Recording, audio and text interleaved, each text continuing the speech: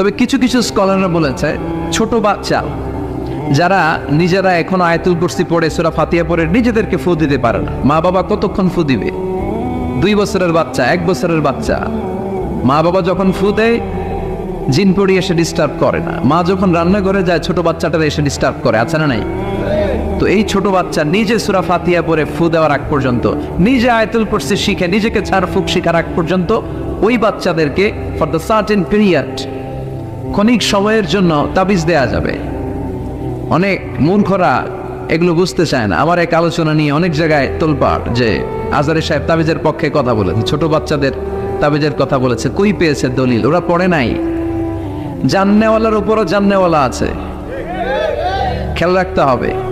আবু নওয়াসের কবিতা, ওয়াকুল্লি মাইয়াদ্দাঈ feel ইলমি ফালসাফাতান হাবাসতা শাইআন ওয়া গাবাত আনকা আশিয়াউ।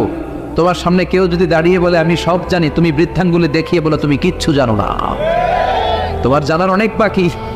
জাননেওয়ালার উপরও জাননেওয়ালা আছে। এজন্য স্কলাররা ছোট বাচ্চা যারা নিজেরা রুকিয়া করতে পারে না, মা বাবা রুকিয়া করে ফু দিলে ভালো, মা বাবা চলে গেলে ভূত পেট নিয়ে এসে আসর করে, আসে না নাই? ওই বাচ্চার সিকিউরিটির জন্য কোরআনের আয়াত দিয়ে তাবিজ দেয়া যাবে। কিন্তু ওই বাচ্চা যখন নিজে সূরা ফাতিহা শিখে যাবে, নিজে যখন আয়াতুল কুরসি শিখে যাবে, তখন ওই তাবিজ ছিঁড়ে ফেলতে হবে। কথা বুঝতে পেরেছেন? আল্লাহ সহি সমঝ দান করো। তো তাবিজ যারা পড়েন ছিঁড়ে ফেলবেন আজকে, রাজি আছেন তো? ছিঁড়ে কি করবেন? সূরা ফাতিহা পড়বেন, পড়ে ঝাড়ফুঁক চলবে আজকে থেকে। ঝাড়ফুঁক করা সুন্নাহ। আর তাবিজ দেওয়া হচ্ছে বিদআহ, যেটা বিশ্বনবী শেখায় নাই, সাহাবারা শিখায় নাই, ওইটাতে আমরা যাব।